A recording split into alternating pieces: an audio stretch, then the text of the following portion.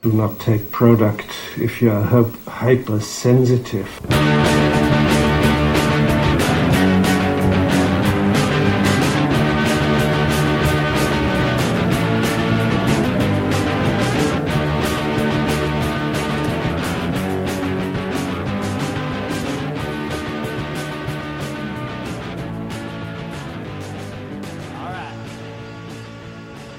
Oh, hey, Internet. And welcome back to the Intoxicated podcast. If you are new to the show, this is a drinking podcast where I invite my friends on and we talk about various life topics over some drinks. I have a very epic episode coming up for you guys this week. This week I invite my friends Amanda, Shannon, and Carmen back on the podcast. Now, these are three ladies that were actually featured on episode 32. We all got together and talked about the Me Too movement, and it's still to this day probably the episode I'm most proud of so far on the podcast. But this week we are talking about Aziz Ansari. Now, if you are following the news and everything going on with the Me Too movement and the Time's Up movement, then you've more than likely heard about what happened with Aziz Ansari. Essentially, an article came out regarding sexual misconduct claims against him. A woman described her experience of going on a date with him and described the situation that unfolded, which depicted a lot of behaviors that I think a lot of us can relate to. And ever since it came out, I've been reading various articles about this, really thinking about it, and I thought it did call for a discussion on the podcast. So I did invite the girls back on to talk all about it, and we really got into it with this one. One important thing that really did come out of this discussion is the fact that enthusiastic and ongoing consent is so key to any sexual situation, whether it's a first date, a hookup, or even a long-term relationship. It's super important to read your partner, to be familiar with body language and communicate, and practice enthusiastic consent. I'd be lying if I said I didn't identify with the woman in this story and what she went through.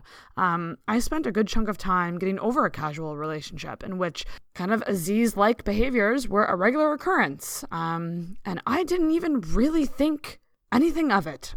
But there's so many reasons behind that, and there's also been many times that girlfriends have come to me describing a similar situation. And usually what comes out of those conversations is, this fucked up thing happened, and because I didn't verbally say no, he did nothing wrong, right? So I think women can look at this story and they can identify with Grace. She is the woman who is telling the story. And I think they think, holy crap, I've been through similar things and I didn't even realize this was wrong. And among many things, I think it comes down to women being socialized to be polite, to not rock the boat, to not reject guys too harshly, and of course not to say anything that might put us in more danger. With guys, I think they can look at this situation and see the fact that they are socialized to be persistent, and that sex is something they can convince women to give them. Kind of like they're entitled to it. And this is really problematic. At the end of it all, I really do think this is a situation that men can learn from.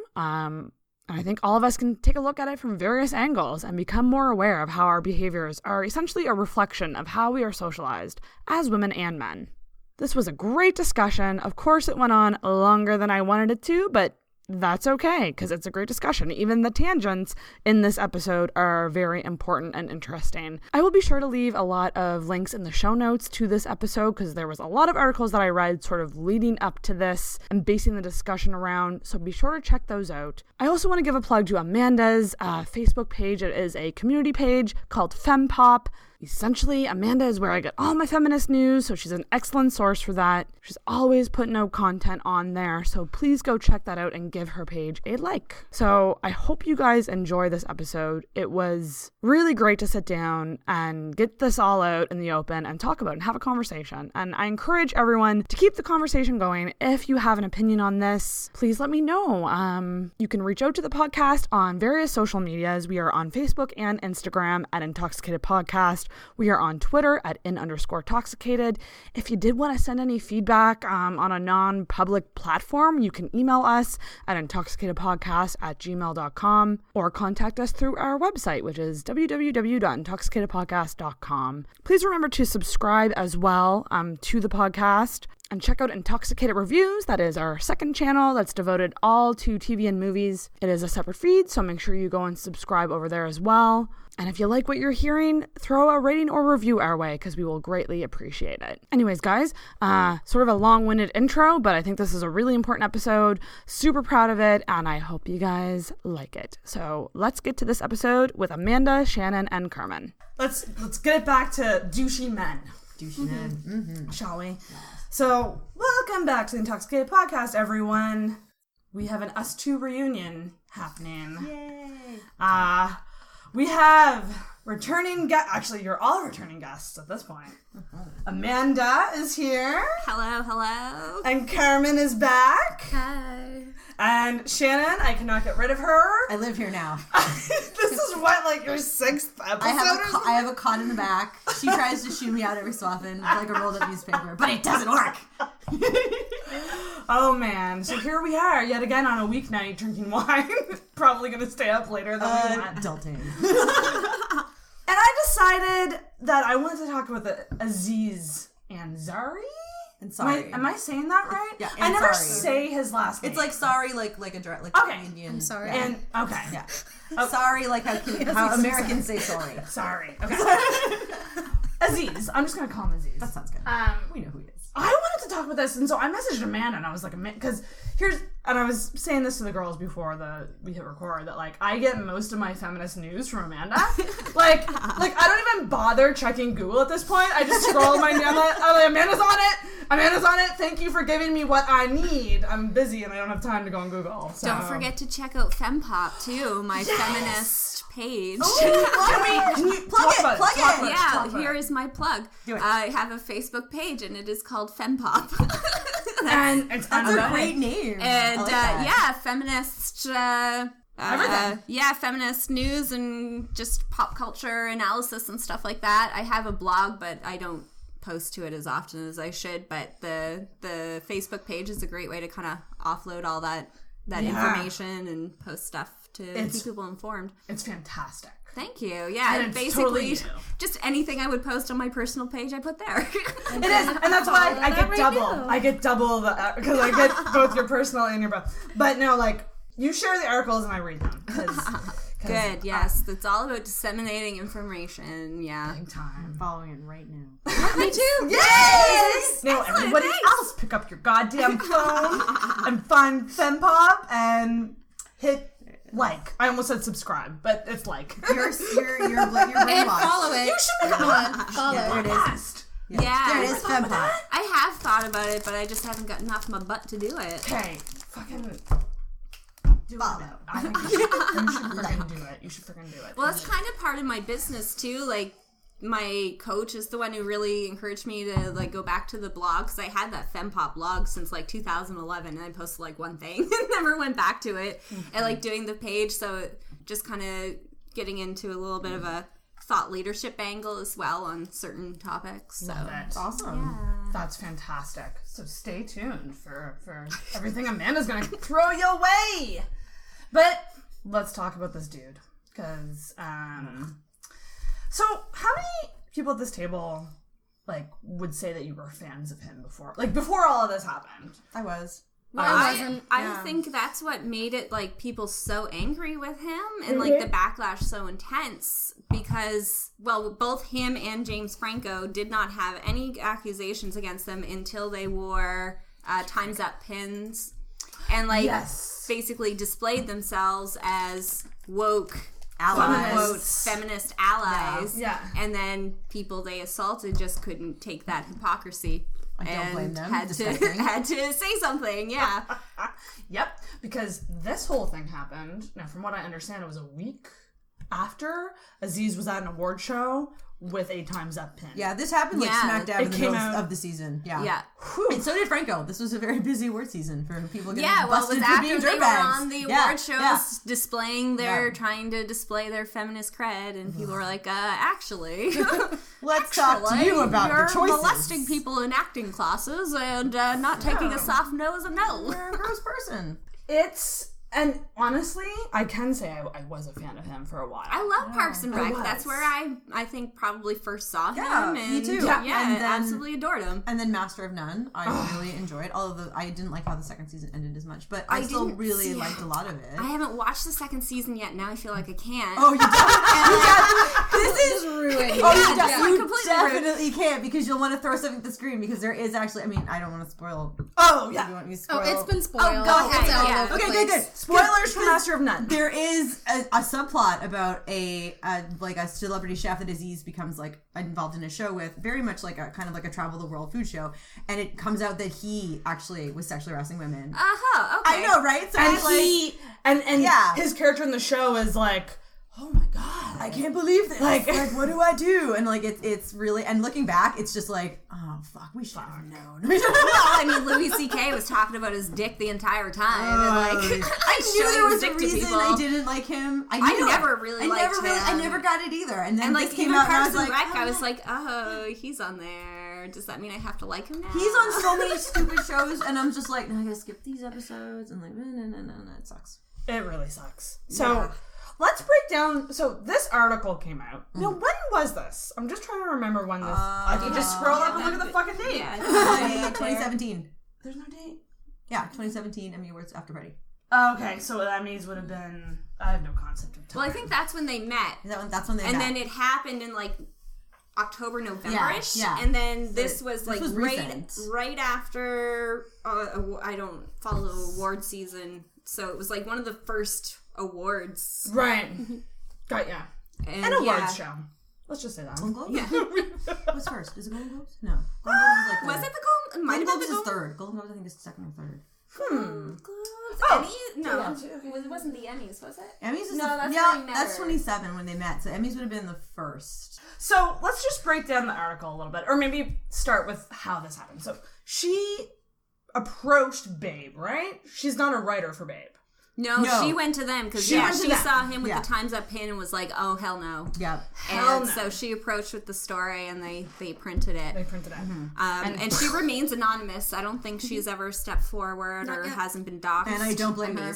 I don't blame her at all for not coming forward with her real name. So anyone who wants to shame her for that, fuck you. Yeah, because 100%. Coming out at all is hard enough without having to worry about a bunch of asshole guys on the internet just coming out to get you because you're a woman who dare speak her piece. Like, and it's real. So. But you know what's important is that he knows exactly who it is. Oh, he 100% knows who it is. Oh yeah, Like, and a lot of people in that community know exactly who it is. Oh yeah, the people who need to know who it is know who it is. Yeah, that's the important thing.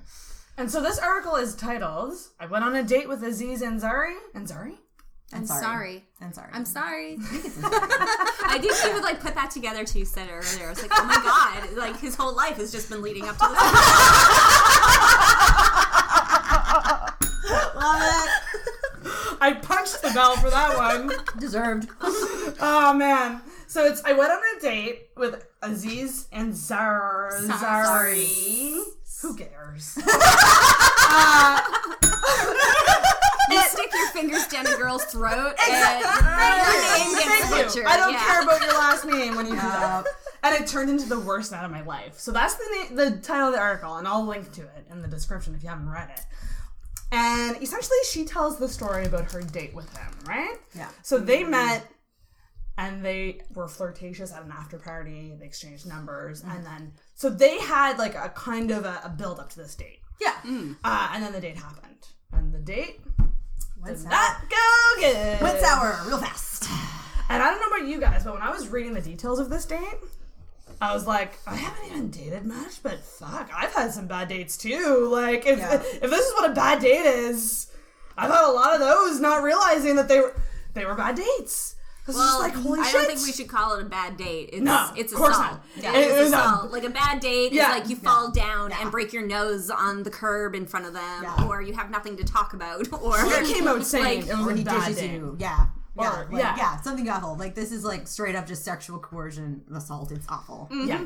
But Exactly. that is the sad thing, is that we are conditioned to think of those things as just bad dates. we Exactly. To what they really are. Which is terrible. That's why there's been such a backlash against him. Like, because this is really putting a spotlight on showing that sexual assault is not just, you know, black and white, like being raped. It's not just that. That is not the be all and end all of sexual assault. And too often, because it's just like, you don't want to, unfortunately as a society, we want to protect people from being like accused of rape, that we put it in a smaller category and say sexual assault. When, yes, of course, rape is a part of that, but sexual assault is not always necessarily rape. Like, it's not the same thing at all. It runs the gamut. Exactly. And so, like, people, like, we need to be more aware of that, the fact that there are different shades of sexual assault. And I think this article is really landing on the mark and making us really talk about that and realizing just what sexual coercion and assault can be. Yeah, absolutely. And it really, I think, points to how broken the relationship between men and women in our society is as a whole.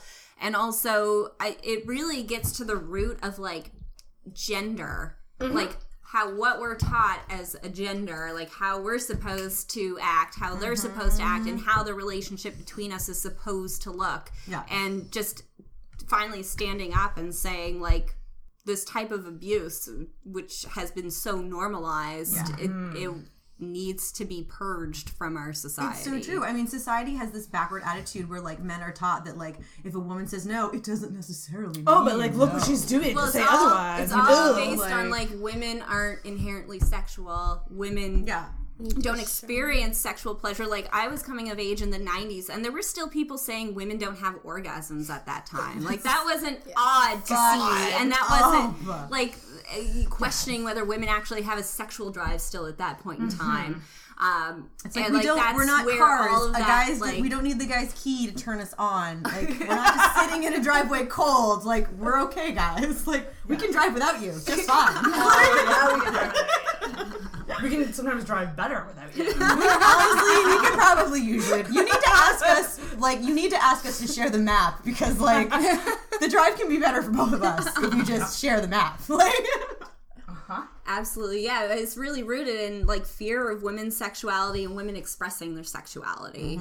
And the concept that men are supposed to just take these things from women, and that's what makes them men. Oh my God. Like, a vagina on its own, dehumanized and depersonalized and detached from any kind of body, is, like, a goal of its own. It's like women are at some level kind of, like, not kind of, but they're viewed as prey sometimes. And men are taught to view them as prey. Yeah. That the chase is part of the fun. Like, that's the thrill of the chase. Yeah, the thrill of the chase. They call it getting pussy. Yes. Like, getting. Like, it's something I can get. Like, you just take it from something and then it's yours. When no. Sex isn't viewed as something, a shared experience or something that you make together. It's viewed as an end goal and, like, just an end of itself, really. And, like, you say, something that you take from someone else, or something that they give you. Like, my first boyfriend, I remember all the time, after we started having sex, like, he would thank me for sex. I'm just like, dude, it's not something I'm just giving you. Like, it's something we enjoy together.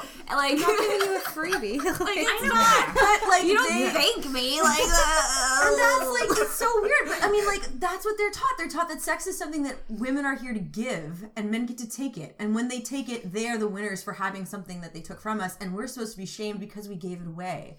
When it's like we gave away a piece of our soul. Yeah, it's this weird double standard where sex for women is viewed as this very, like, specialized, like oh, save it for someone important and all this other thing. But meanwhile, guys are out like, oh, you need to have a lot of practice, so nail everybody at once. And it's like, you can't have a bunch of guys having sex with a bunch of ladies and a bunch of ladies who are perfect pure virgins. Like, where are the ladies in the middle coming from? Like, it's just not possible. Like, for every guy having sex, there's a girl having sex. There's a woman, there's a man. Like, we're all in it together. So to corral us into different categories of, like, the men that are, like, the hunters and the brave ones, and the women that are somehow never having sex. It's like, where do you get this idea from? I think we should also do an episode at some point on, like, purity balls and purity rings and that whole thing, because that's like the flip side of this whole discussion, that women are valued only for their virginity, and, like, these men, like, marrying their little girls and, like, rings, and they're making promises. Like, it's just so gross. Like, without that attitude, we wouldn't have this attitude of men being like, well, it's something that we can just ask for, and eventually they'll give it to us because that's what they're supposed to do, you know? Because that's what they you know, it's a shame. Like, sex has been so misconstrued for both genders. And it's turned a lot of people that should be enjoying sex into people that don't know how to. Either way. Yes, that's you know? exactly it. It's tragic. It's And turning. I find that men always find, like, maybe it's just this time of the year where everything's kind of coming out into the open, where I find more and more men essentially just expect women to become receptacles. Yeah. Like, No, it's true. they're just like, oh, it's there, you know, that's its purpose, you know, because obviously jerking off in a corner isn't enough. You know, I've got to put it somewhere. So, like... Jesus, the dings right away. The dings have been amazing. I wasn't So lying they when I just- said this would be lit. So if a girl says no, then he's like, oh, well, you know, that's her job, you know, I just have to, like, keep at it in different angles. She's and just like, being a good girl. She's being coy. She actually wants it, but she can't say it. So I just have to bring that out of her. Exactly.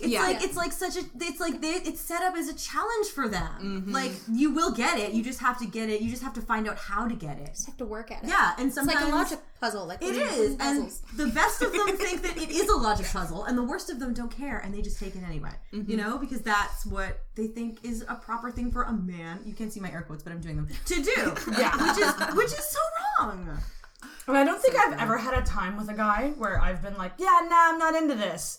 And then later been like, you convinced me, let's go. That's never fucking happened. Because you know when you're not into it. Yes. And you give cues, and you don't have to say, I don't want to fuck you. But your body can say that. Yes, but... You're, like, do you know what I mean? Like, there's fucking body language cues that show when a girl is not into you. But the thing is, they take those cues because they're told to take them as challenges. Like, if a girl, if she's like, I don't really think I want to do this, rather than hearing the don't want to part, they hear the think I want to part. So they think they can change it if they try hard enough, when really they should just shut it the fuck down and respect the fact that she said no, however she said it. Yeah. And I personally think if someone even says, I don't know, or I'm not sure, that should be enough for That's you enough for to me say to be no. like, I'm out. Absolutely. Like, if I was with a guy or a girl and they were like suddenly like, you know, even if we were like in the middle of it, like, you know what, I'm having second thoughts, done, I'm off of you, I'm away from you, I am apologizing, like, what can I get you, are you okay, do you need anything, do you want me to leave, like, what can I do to make you comfortable, because you're uncomfortable right now, and that is not alright. Exactly. You know? Yeah. And so much of this is how this story in this article evolved. It's what's missing And in it this started story. off with even when they were at dinner, and it seemed like he was rushing through dinner to get her back home. Yeah. Yeah. And so it starts there. Yeah. Does anyone remember the opening scene from the first episode of the first season of Master of None? Because I almost turned I almost didn't watch the rest of it after that scene. I was just like, this is gross. And I will admit, in preparation, I did not prepare and go back and rewatch it.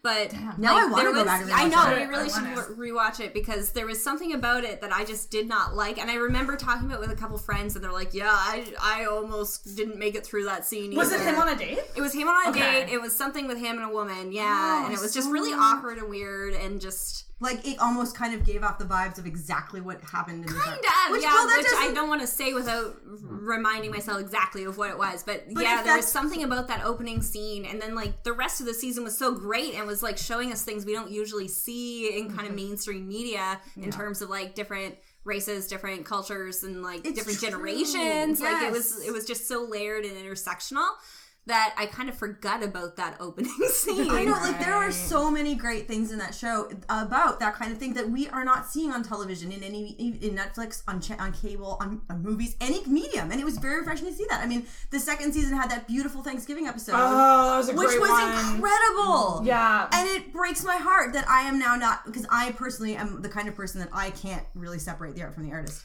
So I will not be able to rewatch that ever again without, or even think about it without feeling a little bit gross, even though it was groundbreaking in terms of showing a lesbian coming out story.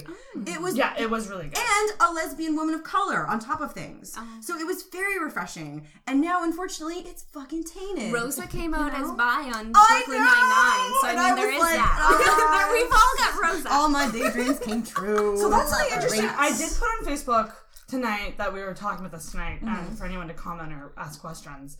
And someone did write an interesting discussion point would be on how people's feelings and perceptions of a fictional character influences their judgment of the actor or actress in real life. In other words, Aziz on Master of None kind of plays the nerdy good guy. Mm-hmm. Well, I mean, that's what he was kind of like on Parks and Rec. I guess maybe not so much nerd. Like, he wasn't a nerd, but he was such a nerd. You know what I mean? He was more of an awkward character. Yeah. On Parks and Rec. And it kind of goes into this whole, like, I just think of people like Seth Rogen. Like, these comedians that were, like, we portray as, like, they play the good guys. And I used air quotes. Oh, God, please. I feel like I need to say when air quotes. We haven't had anything bad about Seth Rogen, have we? Not yet. I mean, I'm not... Please, no. I gotta wait for it. He's Canadian. We can't have that. I'm waiting for it. We've already had a bunch of politicians the last couple of weeks get called out and step down. There's been whispers I've heard, like, on Reddit, so take it with like a huge grain of salt, but that there's whispers around Parliament Hill that there's some sort of, like, major accusation coming down about Trudeau at some point. No! I'm sorry for I don't know. Sarah. If that ends up happening and we were the first intoxicated, we can't have Trudeau, please. I really hope not, but I mean, at this point. But you know what? If he did, I feel it would be something around the Aziz Ansari level. You know what I mean? Like, I don't think he's like a... Not that I'm saying this is a good thing, but I think that if anything was to come out about him, I would hope that it would be the gray area sexual assault currently. Not like the terrible, horrible, like, monster rapist. It's like the miscommunication side of sexual assault. Is what we're experiencing right now. Yes, and that they're not picking up on the social cues. They're not realizing that when a girl says, I don't know, you should stop. Like, it's not a game of, oh, well, I can change your mind. And I think a lot of guys view it as that way. That's how they interpret it. That's wrong. Yeah. And women are prudes and they don't understand their own sexuality. It's up to me to change their minds and turn it on for them. Fuck you. Like, that makes me think of, like, the Victorian times when lesbians lived together relatively, like, unmolested by society because everyone just assumed there's no man, so there's no sex. So they're just women, spinsters living together. Just sharing a home. It's beautiful. Absolutely anything happening between those sheets. Because there's no penis. Separate bedrooms entirely. Oh, man. It's just a sleepover. Come on, ladies. So let's get into the date. Let's get into what happened on this date. Okay. Let's go through the articles. Yeah, so it started with him, like, asking for the check really quickly. Yeah. Wanting to get out of the restaurant. Being his funny self, like, he even made a joke. Ooh, she recalls there was still wine in her glass and more left in the bottle he ordered. Like, oh my god. All this wine on the table. That's a waste of wine. This is what they had on the date. Oh, does that lobster roll have cucumber in it? I am outraged. Those French fries. As a maritimer, fuck you. Why would you do that to a lobster roll? I'm sorry. I'm pissed.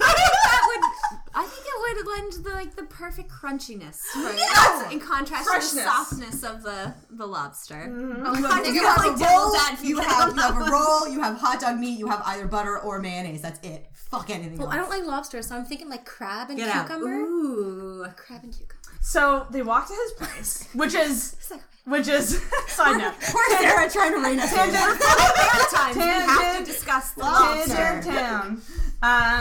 So they walk to this place, which is ironically where Taylor Swift lives as well, apparently. Oh! Crossover! Go listen to our Reputation episode. It's great. You should do it. Get my numbers higher than my brother's. Go help me.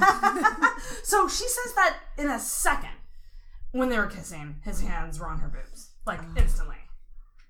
Just right there. I believe that. Nothing else.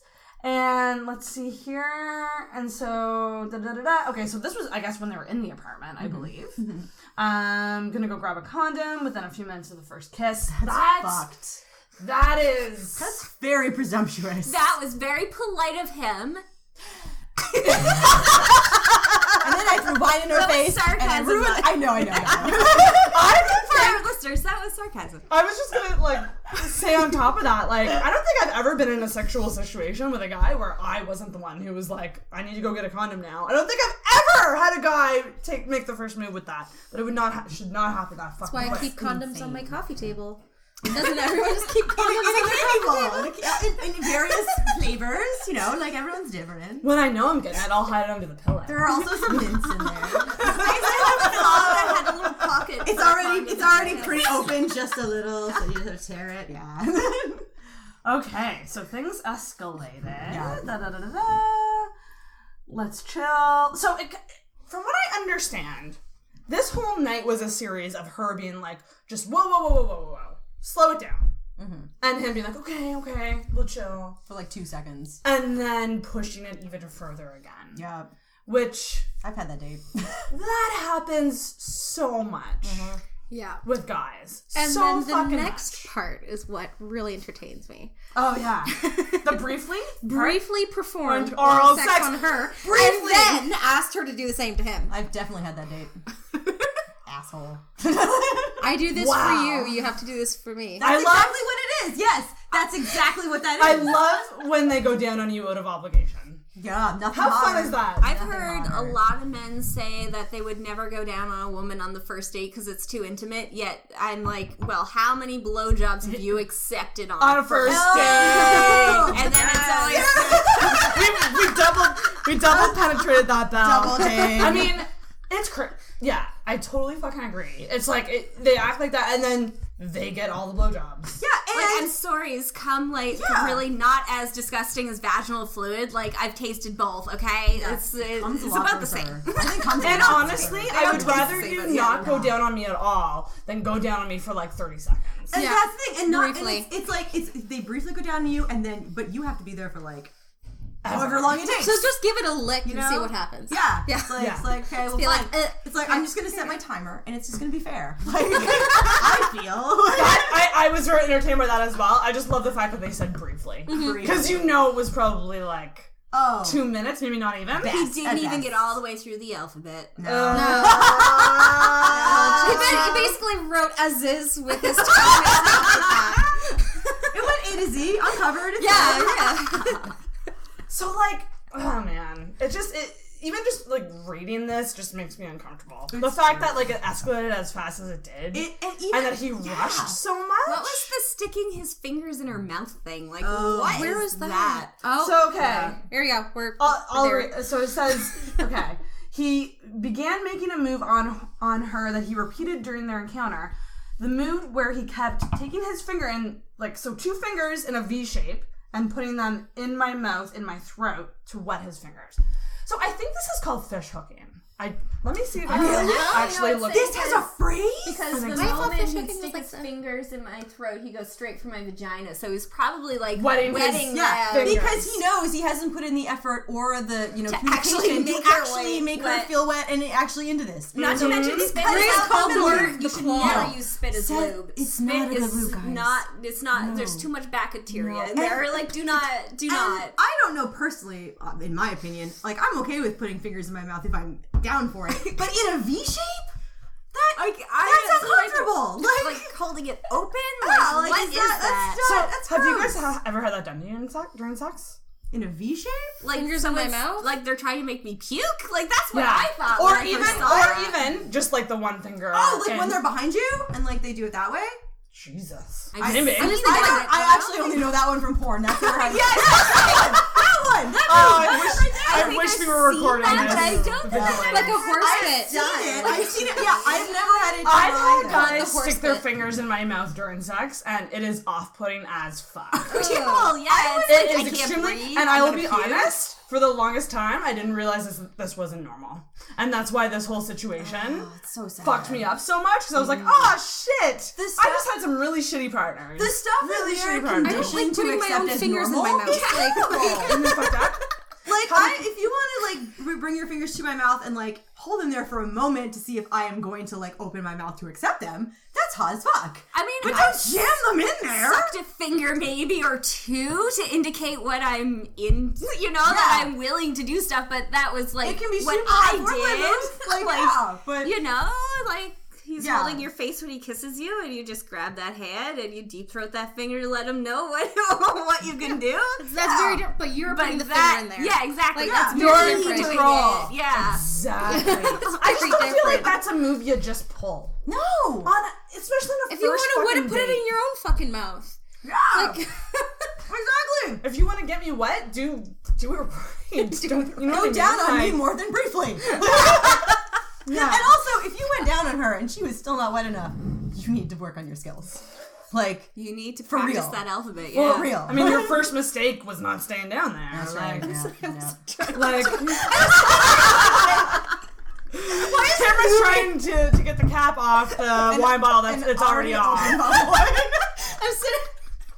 I just started drinking, guys. I'm not even there yet. I'm just like, why is this happening? So the next thing he did was he kept moving her hands towards his dick like multiple fucking times, like pushing the hand down. Why do guys always do that? Why? They're all about pushing your hand down or your head down. And it's like, and I get maybe doing it once. Maybe in the heat of the moment. Just to test but the water. That's the water. nice. But if she moves it, She's clearly you not leave into that it. alone until she wants to move her hand there. And if she doesn't want to move her hand there, then that's okay. Then tough titty for you. Yeah, Yeah. just keep making out, because making out is hot enough on its own, guys. That's pretty nice. Yeah. It is really nice. Try to get the cap off. I think I might have to smash it. And so she said that this happened like multiple times. Like, I believe that. 5 to 7 times. And like he was She following her around. She was like getting up and moving, and he was like going after her and like He sticking was his fingers literally down hunting her in his own apartment, hunting her. Yeah. Cringe. So this was like a vicious cycle for him. And she even says that it felt like a game. Like your move, my move. Your move, my move. Your move, my move. Yeah, I think that's what they see it as. Like, and and again, not all men, hashtag, but like, I think that most men are brought up to see it as a game. Like, and that's the sad thing. It's not so much as just men are monsters, it's that men are taught these monstrous actions. And like, I was talking to one of my best friends yesterday about this, and she was saying like how her husband, even if she says yes, but she doesn't sound like she's so into it, he'll like be like, "Oh, you sure?" Like, just like really like good check in a million times, and like, that's really you know, sometimes you just do it like maybe you aren't so into it, but you still want to, have that intimacy with your partner, and you're willing to do it, or you just don't sound as enthusiastic as you are. Yes. And it, like, she's just like, yeah, he will not stop until he's like, sure, I'm enthusiastic about it. It's so true, because I think it is a great idea to always check in with your partner, because like, no matter what you're doing, if you're doing something, even something vanilla or something a little kinkier, you should always have the conversation beforehand. What are your limits? What are you comfortable with? What are you not comfortable with? Absolutely. But even on top of that, watch for the cues even while you're doing it anyway, because things can change. Some people might be like, I want to try this new thing. I totally think I'm cool with it. And then they might not be cool with it. And you should be respectful enough as a partner to look for those signs. Exactly. And trust me, there is no woman alive that is going to think you're a pussy or that you're not a man. If you pause and you ask her, listen, I know that we said that you're okay, and I feel like it's okay, but is it okay? Yeah. And in fact, honestly, I had a situation with a guy that I didn't know that well, and before he went down on me, he was like, is this okay? Should I stop? And I said, fuck no! Don't stop! Right? Put it down! Oh no meaning don't stop. Yeah. Yes, please do it.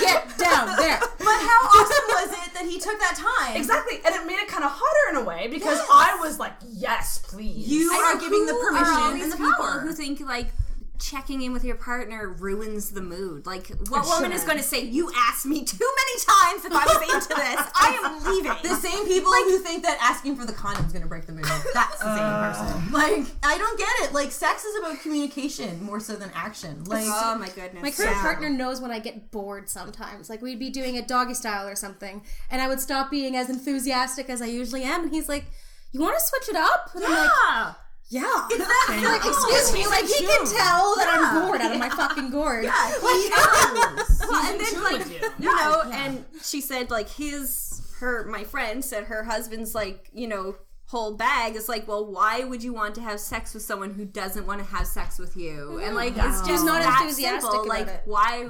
Like, if all these guys actually stopped and thought about it for half a second, like, I'm pretty sure most of them would say, actually, no, I don't want to have sex with someone who doesn't want to have sex with me. Yeah. And it's just like, we've been talking about like that, just that brokenness of the relationship overall of men and women and like gender expectations. Yeah.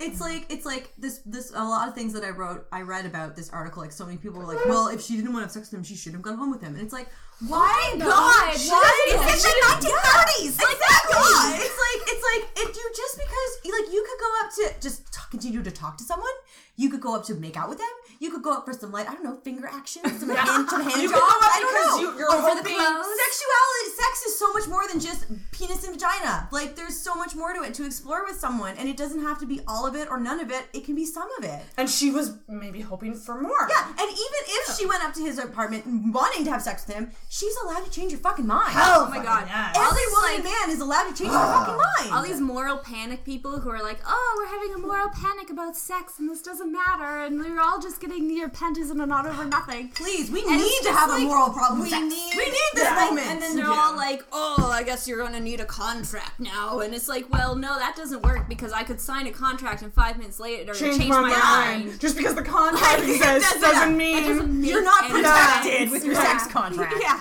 Christian Grey. Christian Grey, yeah. Well, that's a little different. That contract would be like Well, Can we please have a 50 Shades podcast? Because I got words. I hate 50 Shades. Do we want to open up that? I would be up for that because I hate 50 Shades. That's why I want to do it. But anyways, so back to this date. That's terrible. Yes. Yeah. So I do want to read this one part because I think it's important. So it says that throughout the course of her short time at the apartment, she says she used verbal and nonverbal cues, both people, That's so sad. verbal and nonverbal cues, to indicate how uncomfortable and distressed she was. And she even says, most of my discomfort was expressed in me pulling away and mumbling. I know that my hand stopped moving at some points, and I stopped moving my lips and turned cold. So, like, you know when you're, like, kissing someone, and you're like, there's nothing. Yeah. Like, that's how she got. That sounds She like a just turned. freeze reaction to me. Yes. Like a shutdown, like dead eyes, you know, when you see rape scenes when they're depicted well, the woman has dead eyes. Eventually you disassociate. Yeah, exactly. Because you can't. No one's home. You turn off as much as you possibly can so that you minimize what you are experiencing. Exactly, yeah. Yeah, and this actually is a great example of another problem I had with a lot of the assholes that were giving off like bullshit things to the story that were like, well, if she was that uncomfortable, why didn't she just leave? We can't leave, guys. We get murdered if we How leave. do you know you're not just going to then get thrown to the floor? We either might escalate a problem and really get hurt and really actually get like beyond just sexually assaulted, really get raped, or we might get murdered. It happens a lot more than you might think it. Seriously, Google it.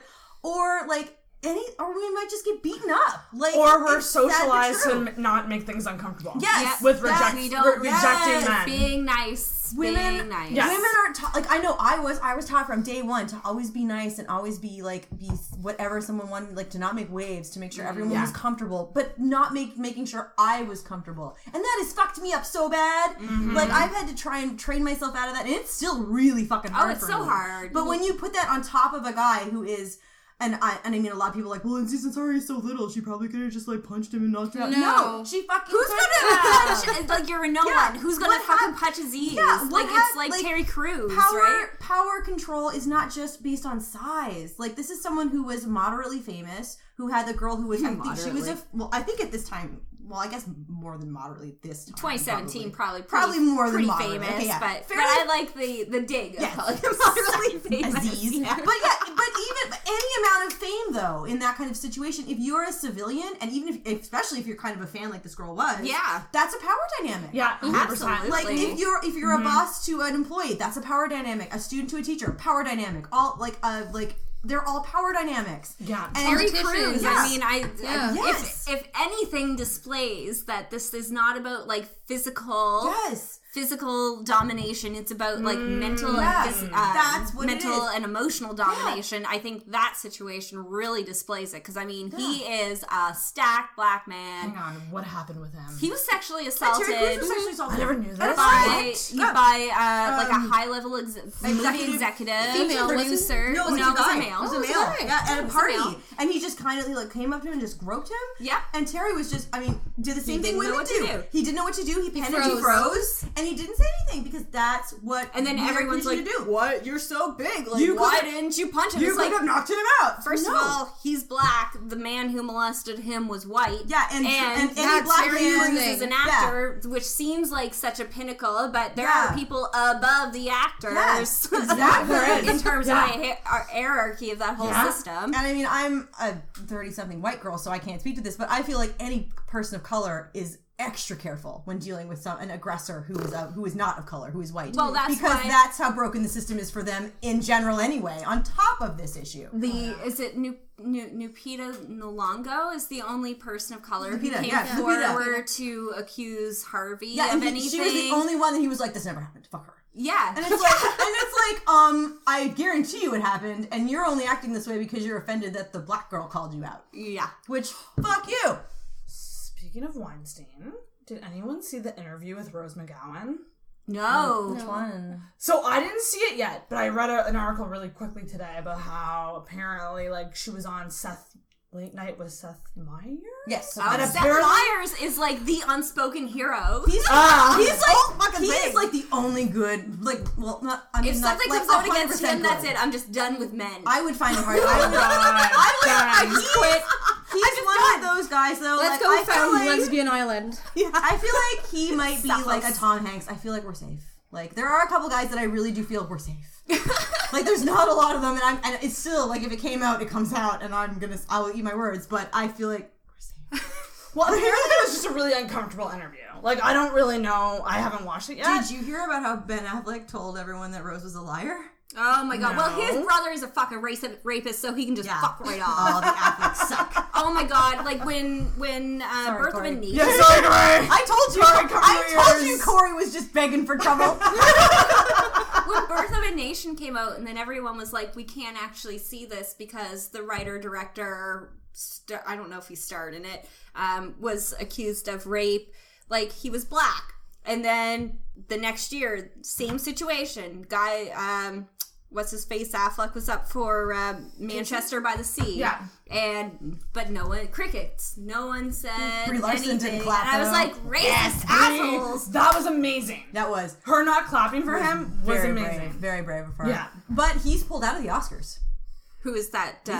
Casey, Casey has pulled himself out of that because generally the winner always gives away the presents the next award, Yeah. which is happening very That's soon. why Brie had to give it to him because she was the one who won before, so she was assigned to this because it's usually they swap the genders. Alison for it. Brie is No, Brie Larson. Brie Larson. Yeah. Yes. Alison Brie is married to Dave Franco, which concerns me. Yeah. I think it's unfortunate that she's involved in the family, but I thought it was very tacky for them to ask her on that carpet. She about does it. no so woman. I thought that was so improper. No Like, woman needs to Yeah. answer for a man and we his actions. need to stop. We need to stop Not just that, damning but like the women. not her husband, like her husband's brother. Yes! Like, what the fuck does she have to do with it? I know, like, I might understand if it was her husband. Even then, that's tacky. But to ask about her husband's brother, so fucking tacky. And I thought she didn't know handled that it. happened. Yeah, I Shit. thought she handled it very classily. I really did. I think she did the best with that she could have with the situation. I give her full props because she never should have been put in that position. But we're so quick to damn the women and ask them what they think without asking the men. It's ridiculous. How do you feel about being in a family of rapists? Right? That's what they ask. But Basically what they asked. But when Dave comes up, we'll just talk about his movie. Like, we won't ask him directly, but we will definitely ask you, wife of his brother. Like, Well, that is long-standing. Yeah.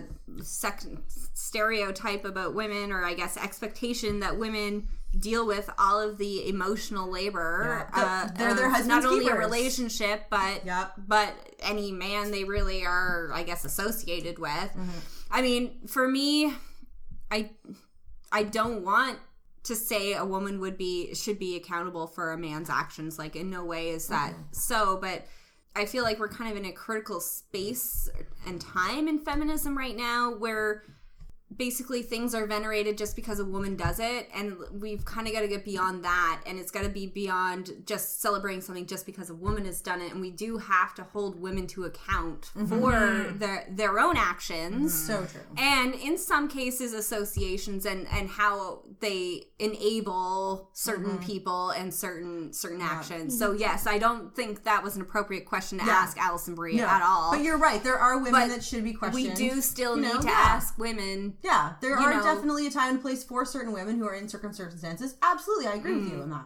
I think that we can't just pretend that because it's an issue that affects women, women can't be part of the problem. Yeah, exactly. Because a lot of times women can't be part of the problem. We reify all these same gender stereotypes. We've internalized them, and we just the same way as there were men that knew about these things and turned their backs and were so quick to demonize them, there were a lot of women that did too. Yeah. There really were, and it's unfortunate, but it's true. I mean, there's no when it comes to a person's gender, it doesn't matter what gender you have. If you knew something was wrong and you turned your back on it, you are complicit. You are part of the problem. True. I mean, in terms of like what the wider thing, like when we see the situation with the shitty men list, shitty men in media list, like that is a tool that women were using to protect themselves and each other, and then they get castigated for doing that. But it's like, what do you want us to do? Like, what? It's constant goalpost moving, it's like, and like there's no right answer, there's no right action. Yeah, it's like we're damned if we say anything, and we're damned if we don't say anything. It's like you want us to either shut the fuck up, but then you ask us why we didn't speak out, and it's like because you wanted us to shut the fuck up, and if we spoke out, you damn us for that. Like there's no winning. Damned if you do, damned if you don't. And if I was a woman, and I knew a fellow woman was going up to work with someone that I knew was problematic,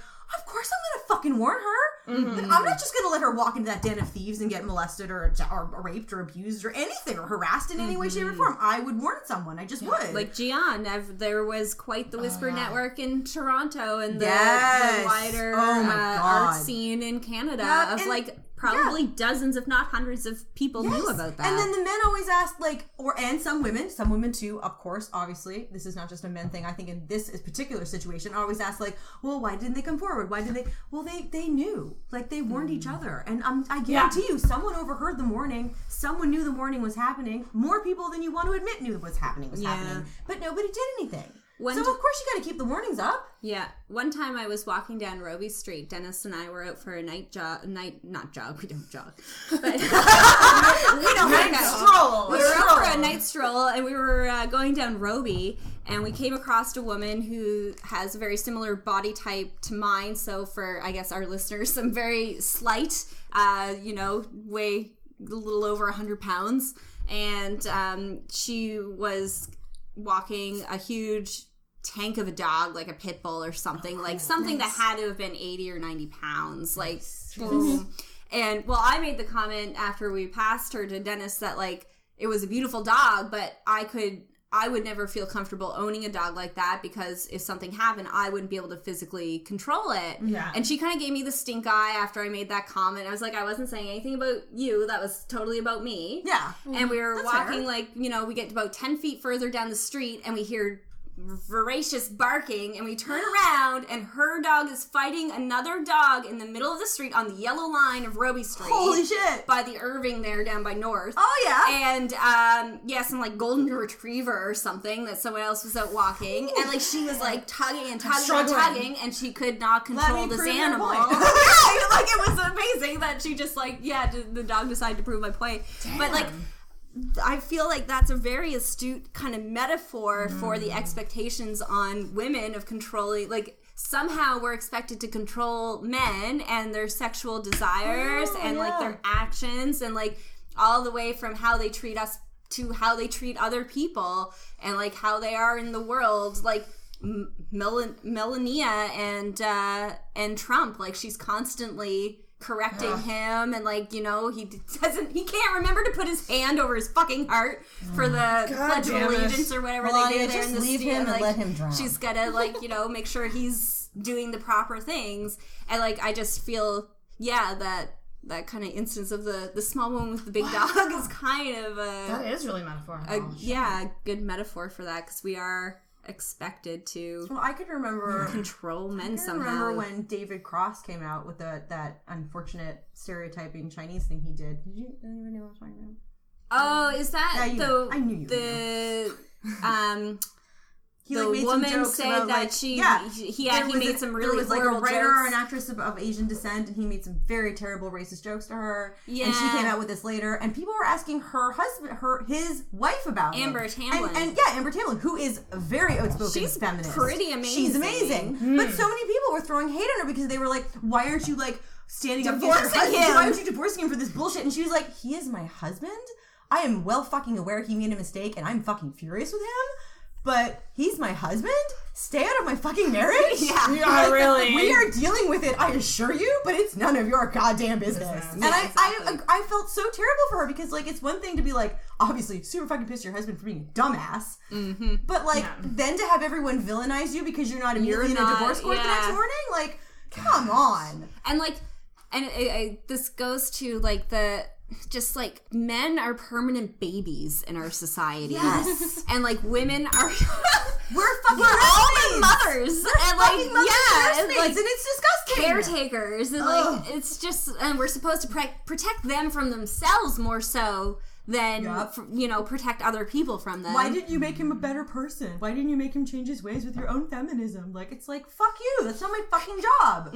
Like, for all you know, these women were in abusive relationships with this man themselves. I'm not saying any of these women are, but it wouldn't shock me because, like, if he's doing that to people on the street, imagine what he's doing at home. This is a general he, by the way. I'm not speaking to any one man. Before anybody sends Sarah angry messages, how dare you? I'm no longer talking about David Cross and Amber Tamblyn. Let me tell you that right now. This is general, but especially what I will say, especially with Melania and Trump. Like, a lot of people they're like, well, why doesn't he just leave him? And I'm like, you don't know what goes on behind those doors. You don't know what pressure she's under. You don't know what contract she's under. That's very true. She has a son with him. Like, she does seem to be a very good mother. Like, and people who say she knew what she was getting into as well. I fully believe all the reports that say they were basically in the middle of signing divorce papers and then he became president and she was fucked. Yeah, she wasn't. She did not want to be first. No, wife. I never believed she wanted to be first lady at all. You could tell. I kind of love her. And hear me out. I hate Trump. I despise him to no end. But yeah, pull that mic up. Sarah's like pushing the mic towards my face. No, I read this article. It was like this little fluff piece about Melania Trump. Was it about how she was in love with the New York bodyguard? No, sorry. I heard she was having an affair with the Tiffany's manager. Ooh, that's more exciting. I like that. The bling. She wants her ice. All right, no, I read this article about like how Melania Trump is the first lady to not get involved in anything. Oh my god! And like you hear about it, she does not support her husband publicly. Fuck no. Anytime she's in public with him, you can just tell she's barely hanging on to interest. Exactly, she's like it barely speaks to him. They're not physically affectionate whatsoever. She was the first lady in history to not move into the White House right away. And that was shocking. Like people hated it, but I'm like.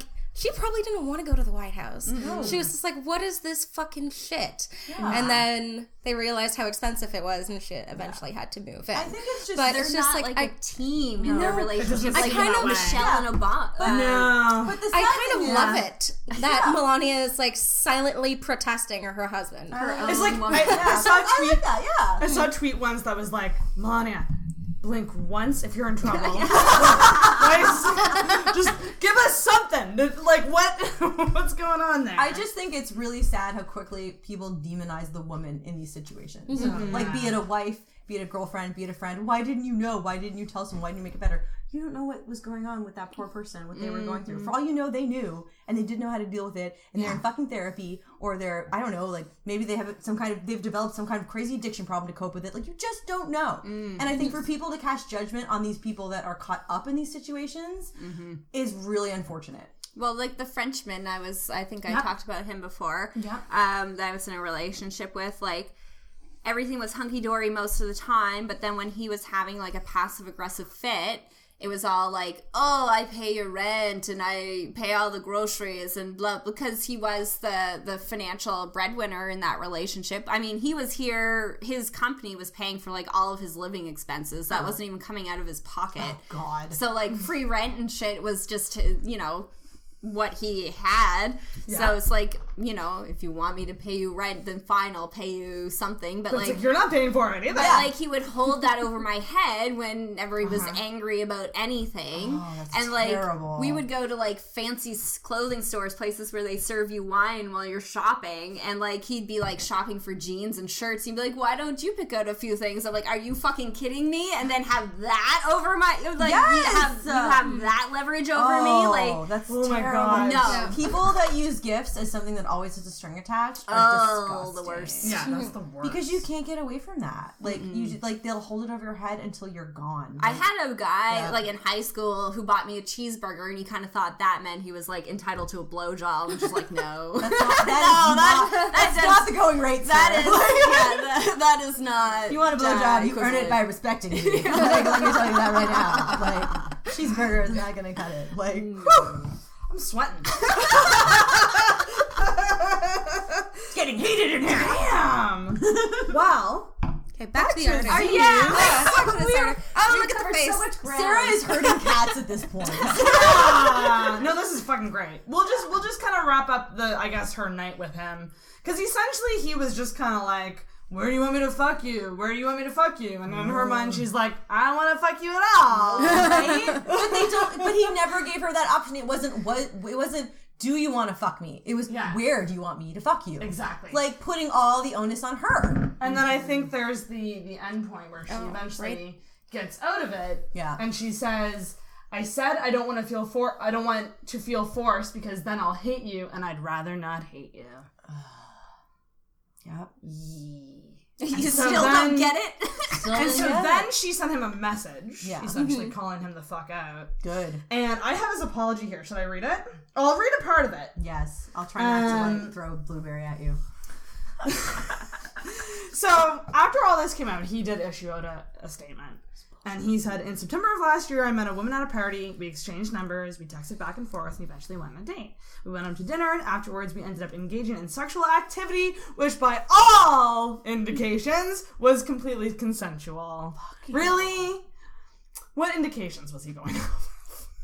You know what I mean? And that's the thing. They never say what the indications were. They just claim that they were there. Yeah. And that absolves them. Like, she's got detailed reasons why she said no and detailed memories. And they're just like, oh, well, that's not how I remember it. But they never say how they remember it. Because they don't actually remember it that way, because they know exactly what they fucking did. And they just don't see it as that big a deal. Yeah. And then he says, the next day I got a text from her saying that although, quote unquote, it may have seemed okay, upon further reflection, she felt uncomfortable. Oh, the old cry rape because I regret what I did. Like, I don't get it. I've slept with a lot of people. I've never regretted it because I wanted to do it in the moment. Sure, maybe some of them weren't the best decisions. Yeah. But you might regret making the decision, but you don't regret the action. Well, it's a different thing. I regret having sex. I regret having sex with him. I definitely have had encounters where I'm like looking back, I'm like, oh, that was a terrible idea. Or, that was not great sex. Like literally not this kind of not great sex. Right. But actually not great sex. And been like, oh, I wish I'd chosen differently. But that's very different from the story he's trying to pull, which is like, oh, she just cried rape. Yeah, and there's a difference between not having chemistry. Like not having a sexual chemistry and actually feeling legitimately violent. Or like that gentleman we both banged who didn't move his hips. Like that. Wait, what? How do you even... draw me a diagram. How does this... Is this a male starfish situation? Oh my god, the most robotic, stiff, not... Oh, so he moved nothing. the body, but not the... there was no hip movement. And did he stick out his tongue a lot? He was on top. I have questions. How does that work? We had sex a lot in the shower, too, and I'm just like, no shower sex is good. But I'm willing to give it the good old try, but no. Did he stick out his tongue a lot with you, too? I don't remember. In your throat type deal? Just while he was just hanging out, while he was just doing his, it was a lot of, when, people's sex faces? He had, when we did it, it was a tongue out. And it was very bizarre. Eyes closed. Like an anteater, Yeah. Just very disconnected. Very disconnected. Like one of those dogs that lost, absolutely. Very disconnected.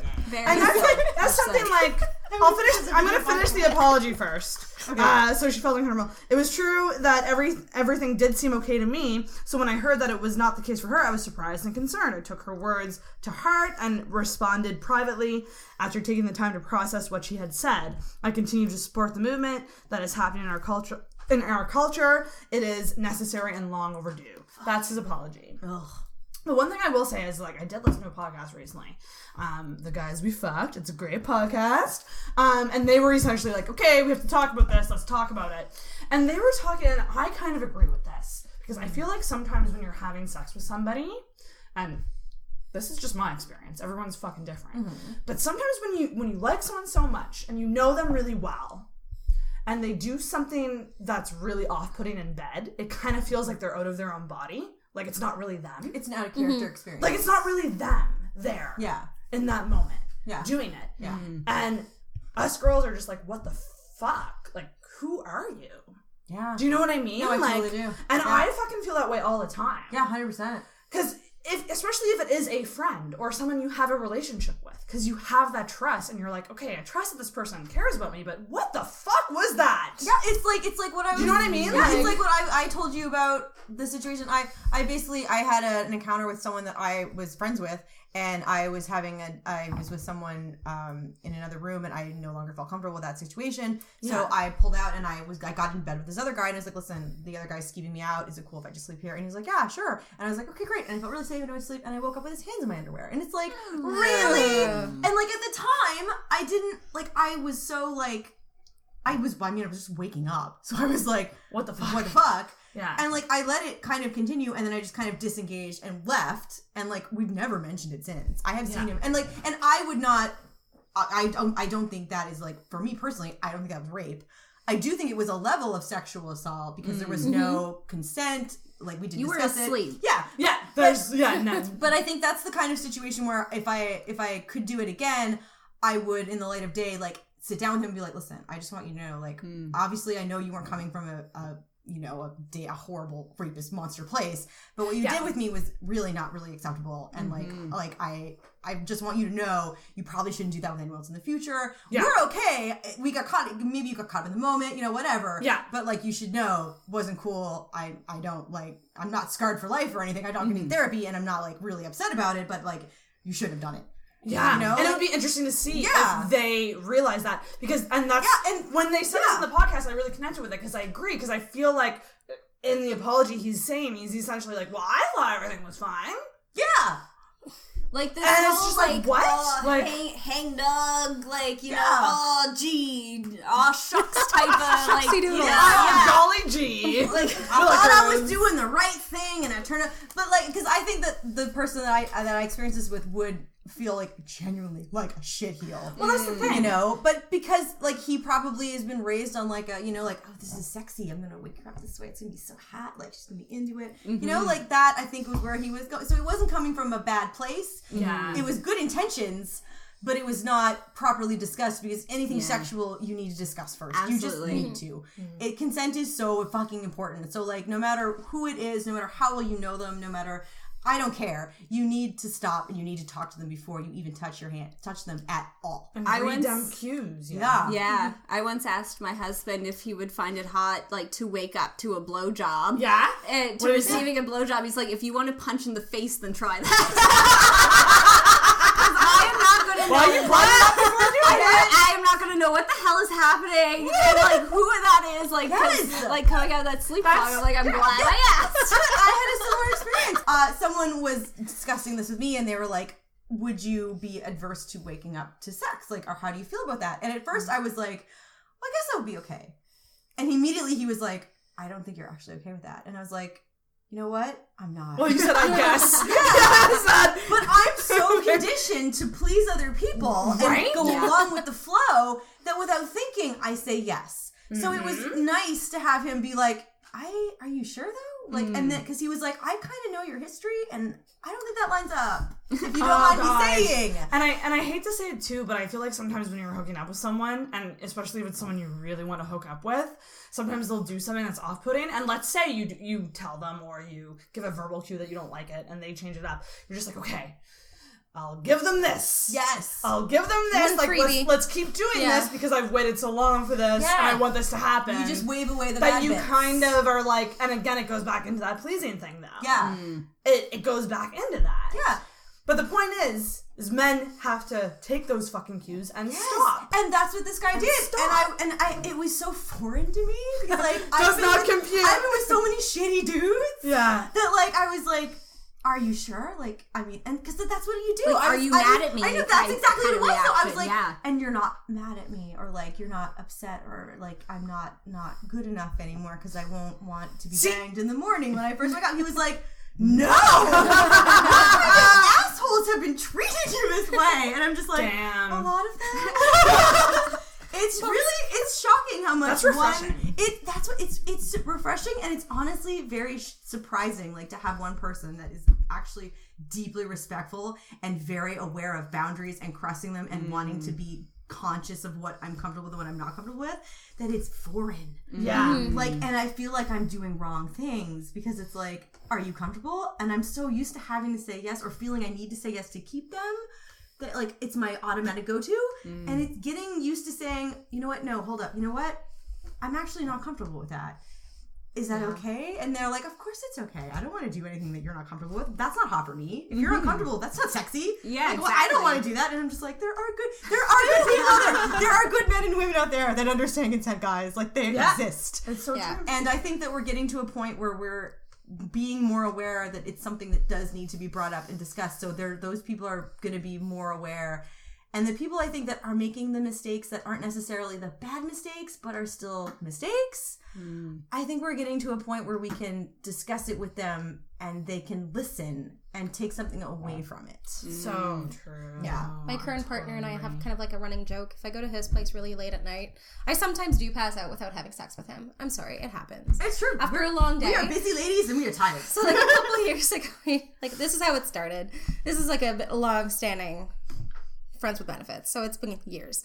But it started out as, you know, I would go to bed and he's like, I'll just wait till you go to sleep and then I'll have sex with you. And I'm like, okay, if that's how you want to die. I did not know where you were going with that. I was supposed to be like, whoa, If that's whoa, the last thing you whoa. want to do, sure. And then it progressed to like, just do whatever you want, just don't wake me up. And then he's just like, well, what would happen if I wake you up? And I'm like, you would never see your penis again. Like, Do you want to take that risk? Wait, sorry. Exactly. And I once... need clarification. When you say do whatever you want, do you mean like jerk off?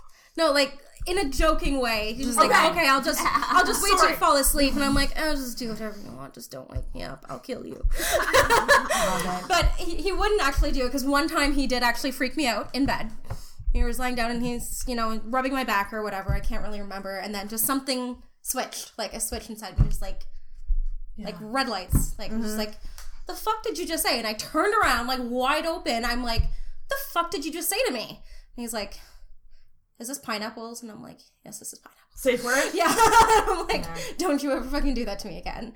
And he apologized right away. And I'm like, there's a difference between joking. It's great that he was open to listening to you and remembering it and apologizing and then moving on. Like, it doesn't need to be a big deal necessarily. It just needs to be something that has a real moment where you both acknowledge and accept and then remember what the other person has requested. Yeah, it goes back to like the man babies, like I was saying earlier, and like it's all about like how fragile a man's ego is and how like, oh my god, like just get over yourself and like, yeah, sure, I can be angry with you in a moment, but that doesn't mean I'm gonna stop liking you overall. Like if you know, you know what I mean? Like if you repent. What about the obsession with making girls get off?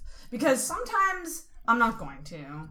And you're just going to have to deal with it because I want to go to bed and go to sleep. Yeah. And it's just not happening no matter what you do. These guys are just like, no, I will not stop. And I was just like, but I want you to stop that.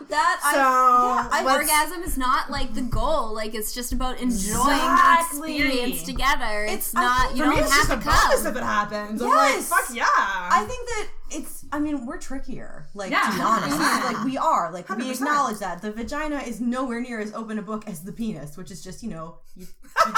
I'm doing a jerk-off motion. Like, there's only so many buttons on a penis compared to a vagina, which is, like, all the things. Like, and sometimes, and I feel like, I personally, for me, the journey is sometimes more fun than the destination. Totally agree. Like, if I get to the destination, fine. But if I just had a lot of fun along the way, I'm fine. It can still feel lovely without one. Like, if I have a fun, like, if I'm having a really great sexual experience with a guy or a girl and they get off before me, but I don't feel like the need to get off myself, I'm okay. Like, I don't necessarily need, and vice versa. If I was with someone, they were like, you know what, I'm okay, I'm good. I would accept that because, like, okay. But I think a lot of people have this idea that if the other person doesn't get off, it's a bad experience and you fail. Down to like it's like a gamification of sex. Well, it's the transactional nature of sex, like we've been talking about this whole time, like, you know, about the chase, and like, you know, it's something a woman gives to a man as opposed to something that you make or share together. Like,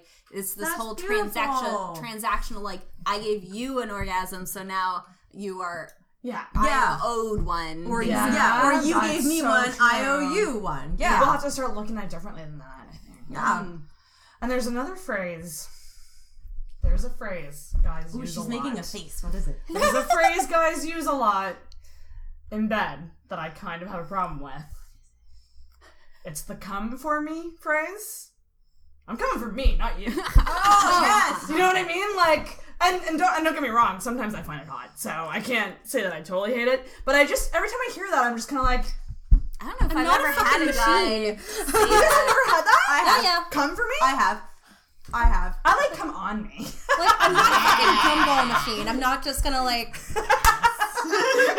click because you tell me to. Like, it's just... exactly.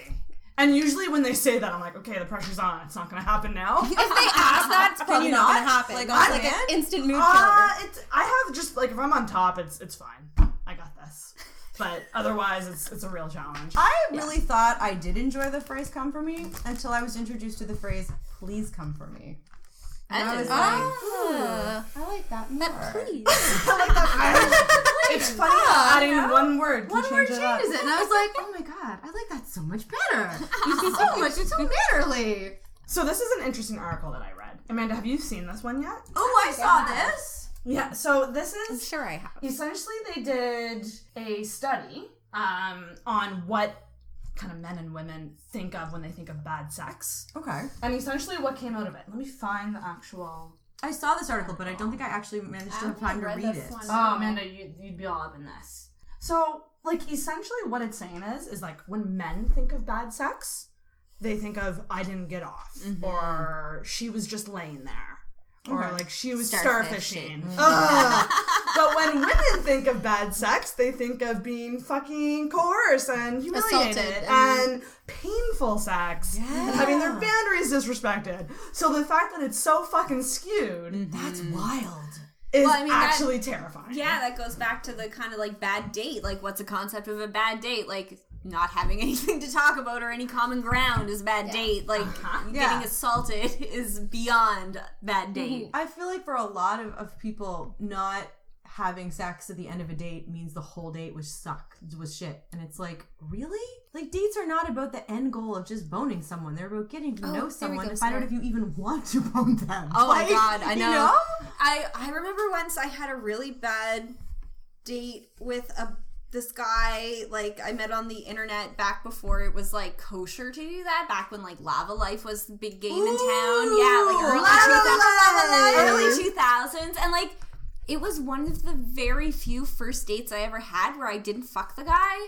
And, like, just because we were at the Old Triangle and we just had, like, a couple appetizers and a couple beer and, like, we had nothing to fucking talk about. Like, he was a plumber. I was, like, an academic at the time. And, like, not to say that we would necessarily not have anything to talk about. I went on a date with him knowing that. Yeah. But, like, there was just nothing there. Zero. And, like, at the end of the date, like, I wasn't going home with him. I wasn't inviting him anywhere. And he's like, all right, so I guess I'll contact you for our next date. And I'm just like, oh, wow. Like, what? You don't recuse at all. That is presumptuous. I don't think there'll be a second one. I admire your confidence. Like, but, like, that was so uncomfortable. Why would you want to do that again? Like, what are you talking about?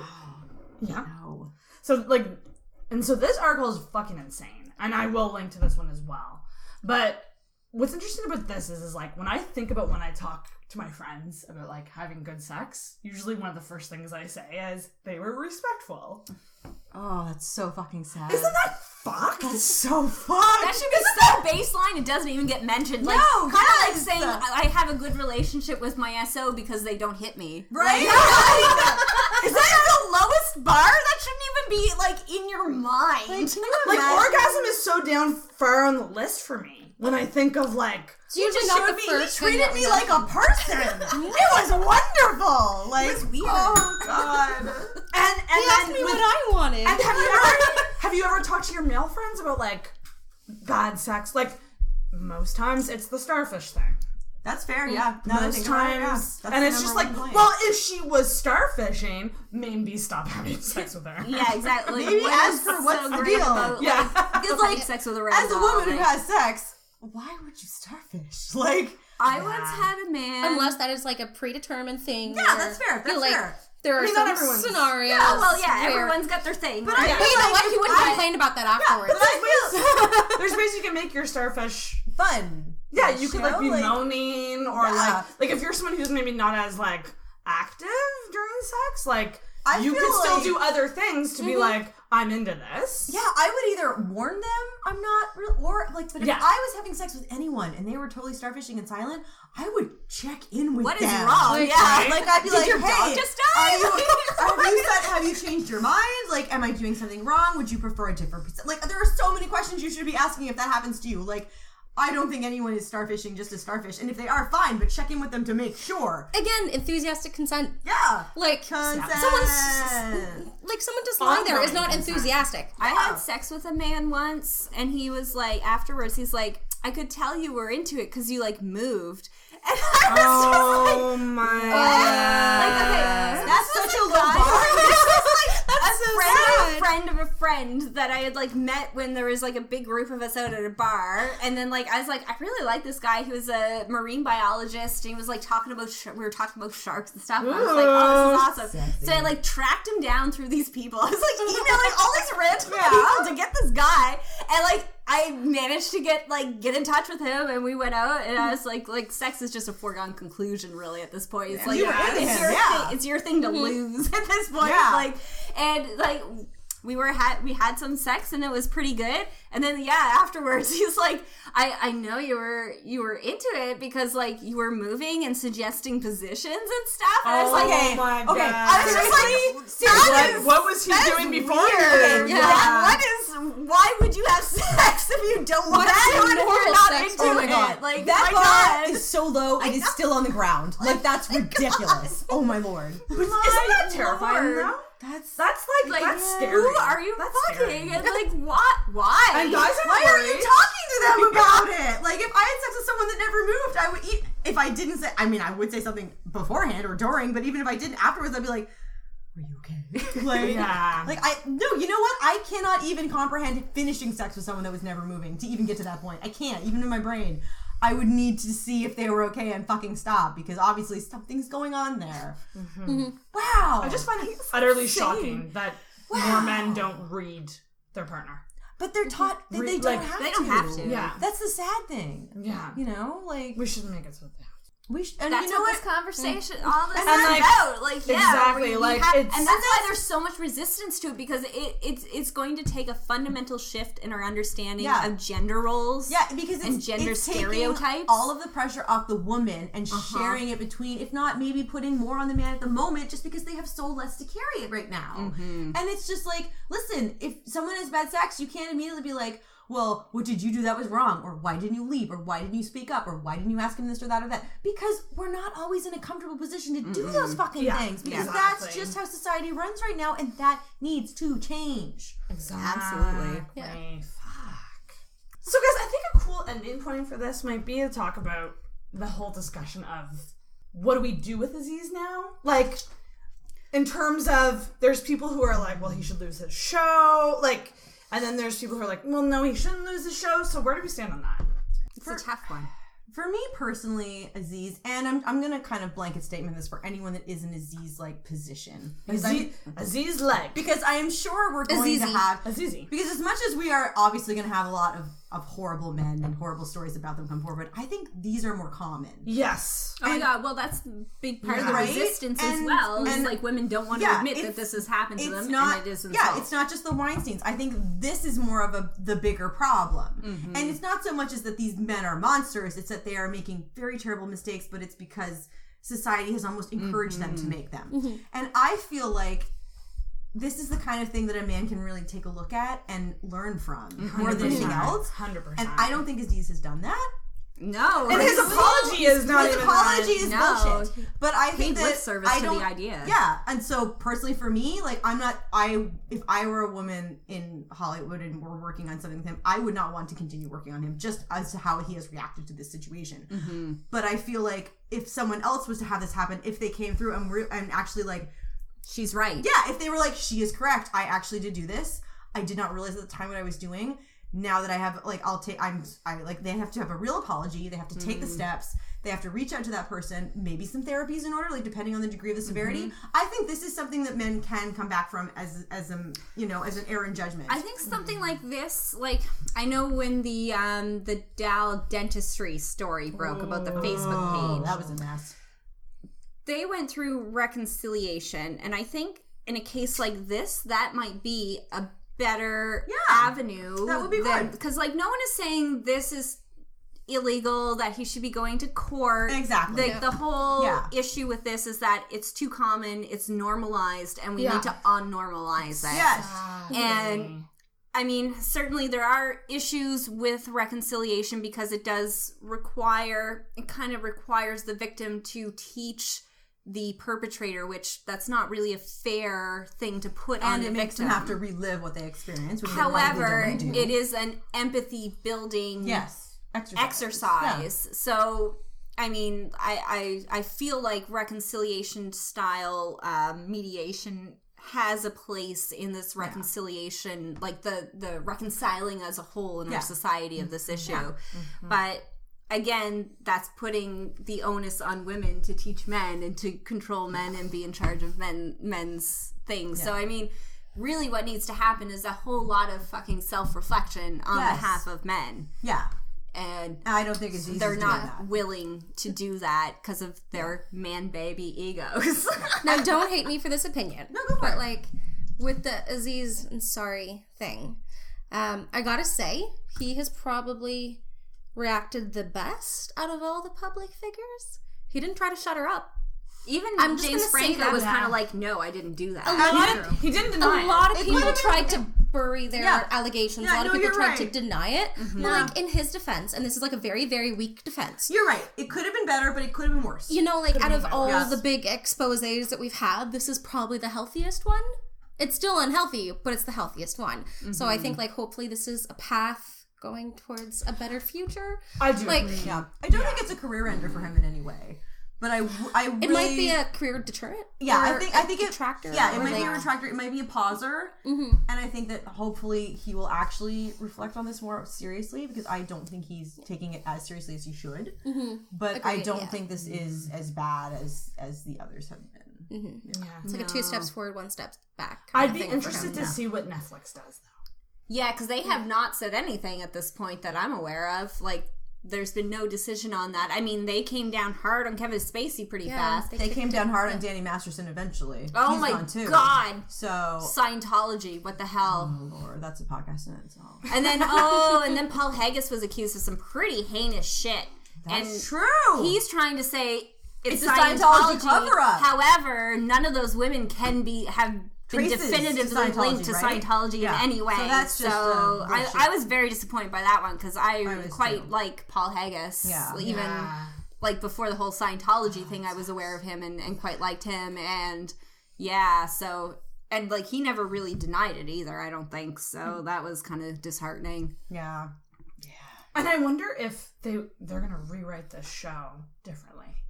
Master of None? You mean if there is a third season? I don't know if there is. I would be curious to see what would happen with that show of his. I won't be watching it personally. Getting sick of people saying proven or innocent until proven guilty. Like, we're not talking about like throwing all these people in jail without due process. Yeah. Like, also, that's not what we're discussing here. Also, innocent until proven guilty is a thing for courts. It's a legal standard. Yeah, we're not talking murders. We're not talking nothing to do with public opinion. Yeah, like public opinion can damn someone up and down as far as they're concerned, which is what we're doing. going. Absolutely. But, like, in terms of court of law, yes, everyone is innocent until proven guilty. But when it comes to the people's court, like... What I find very interesting is that all these people are so, innocent until proven guilty, we're losing sight. Like, even Margaret Atwood is like, we're losing sight of the proper processes and, like, oh my god. So, well, she's never claimed to really be a feminist. She's always kind of skirted that or tried to hedge her feministas.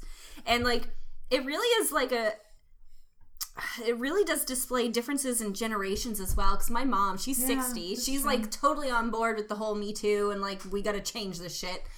And my grandmother, she's 90, she turned 90 last May. Wow. Like my mom took us together with like her high school basketball people friends. Oh my gosh, amazing. You know what she does, but the group she was with, I think, was a group of women she worked with at StatsCan actually. So my mom took her to like their little Christmas gathering a little while ago, and like they were all going on about how like all these uppity women, they gotta just shut up and take it because this is what being a woman is. My mom was like, okay. You had us and then you didn't have us. Like, I was like, it's so hard not to say anything, but like, really, what's the point of fight? Like, they're 90.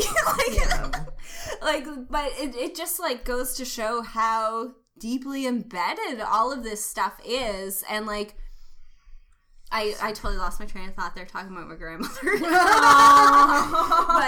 yeah, it's just. So but you're right. It is very difficult, I think, for later generations that have been so steeped in this idea of what gender roles are. And all those French actresses came out with the letters saying, "Oh, this is bad." That like was Jeanette so terrible. Deneuve or whatever her name is. Brigitte Bardot. Why? Yes. Why? Like, fuck. I gotta say. And we do not have time to really talk about it too much. We really do not. But I was telling Shannon, like, I am absolutely fired up over the Larry Nassar stuff. Like, that whole trial and the I think we judge. touched on that last time we were together. Yeah, we did. And you know what? I didn't know much about it back then. And then I found out way more about it. And obviously I followed the whole thing. And I watched a fucking hour-long YouTube video of those girls talking about their stories and what he did. And I've never been more fucking disgusted in my life. Oh, it's terrible. And at the same time, I was like crying because like they were so like, fuck you, go fuck yourself, go do-. Like they were so passionate that like it inspired me in some ways. But that judge, she's the best. Sainthood. Let's nominate her for sainthood. Oh. Hashtag your honor. Like, seriously. Like, I haven't seen this. I need to go see this. She just doesn't hold back. Him. Oh my god. She doesn't hold back at all. He complained that having to sit there and listen to the victim impact statements was too hard on him. And she was like, excuse me? Took him to town. She called him delusional. Yeah. On the stand. Yep. And then she said she signed his death warrant. I heard about that. She did kind of intimate that he was going to be raped in jail, and maybe that was his comeuppance. And rape is not punishment. Yeah. I don't think it should ever be framed as such. But other than that, everything she did was amazing. Other than that, I would wear a t-shirt with her face on it. Like quite literally, like... I don't There's know a great gif of her like throwing I his love paper. that gif so much. She's gif of the year and it's only January. But February now. But it was January at the time. Yeah. And Ali, is it Rasman? The gymnast who did a 10-minute essentially speech to him. Oh my god, I was just like, this is fucking crazy. I could only watch so much of it because it was just so hard-hitting. It was emotionally charged for me because it was disgusting, but also like her closing statements, I was in the hall watching it and I was just like, I'm gonna fucking start bawling. This is amazing. Yeah. Like she was like talking about how I know there's gonna be a lot of press interest and I know you're all gonna want to interview me, but this is not my story. And I will not speak to any single one of you if there is not at least one survivor standing beside me when you were talking to her. Like, it was unbelievable. And she had so many great moments. Like, we're here and we're not going anywhere. Yeah. And, it was just and then you just see him just with tears streaming down his face. And you're just like, oh my god. But he's a monster. Absolute fucking monster. Yep. But, that whole, I did not sleep. I was watching that video and just oh! It's the kind of thing that just stays with you. It really stayed with me for a long time. A long time. Yeah. And it's still going on, right? And I think didn't you say that he's still hearing? I think he's somewhere in a different hearing now, having to listen to even more victims talk to him. Which I hope that they record them and play them on a loop for him eternally in his cell. Can you imagine? I think that trial is going to be a real key watershed moment when we look back at history in the next little while. Like, I think that we're really going to be like, that was a moment, and it was an important one. And it raises the questions too. Like, they ordered a new trial for him. That's fucking amazing. Right. Like, the Canadian law on, like, sexual assault doesn't even like qualify that rape is only penetration. Like, it's all about consent. Mm-hmm. Yeah. And basically, if you're inebriated, you can't fucking consent. And of course, it gives leeway for like pre-existing relationships and like, you know, kind of levels of inebriation and things like that. Yeah. It's still the law. Like, but it's not the nearly as bad as the States. Of the law, like, she was in no state to consent. Mm-hmm. But do we have any final thoughts on this whole thing? We talked about a lot. But on my end, like, I just think this whole story, like, it just makes me think like how common it is, because I can think of tons of dudes that I've been with that this was like this story. I can really see myself in that girl. Yeah. Mm-hmm. You know what I mean? And I think it is about kind of slowly getting to a point where it's like, I am going to move your hand away. And, you know, even if it's not a verbal cue, it's a fucking physical one. Yeah. Mm-hmm. So keep doing that. Do you know what I mean? Yeah. Like, and hopefully eventually men will learn from this. They need to. Like, I really truly do hope that they do. They do. Those are my final thoughts. I don't know. Well, it's all in how we raise the next generations as well, right? Mm-hmm. Like, a big thing for me is teaching physical autonomy and physical consent in terms of like never making a child hug someone they don't want. Yes, huge. Thank you. Yes, like that's like the first thing you teach a child about consent. I have read so much stuff about the women, the mothers, and the fathers of this generation teaching their children that, and I'm like, thank you. Yeah, because I was not raised that way. No, you don't have to hug everyone. You up. Your body is your own body, and you touch who you want to touch. No one gets to touch you in any way, no matter who they are, no matter what their intention is. They should be able to control their, like, you know, their sadness or whatever, because that 3-year-old wouldn't hug them. It's just they still love you, but they don't like hugs. Like, it's not a personal attack. People need to stop taking it that way. And I would be curious to see, like, I don't really know much about the sex education system. And letting boys have feelings too. I just want to put that in before I forget. Just accept it as non-existent, or it's very bad. It would be good if they incorporated some of this in sex ed. Consent like here's the cues you need to look for. If they're tense, if they, you know what I mean? Like, maybe ease up if this. Well, it's so been focused on no means no. We've got to shift the thinking to yes means yes. Yeah, that's it. God. Yes, it's beautiful. The bell's so far away from me, it's so I can't get to it.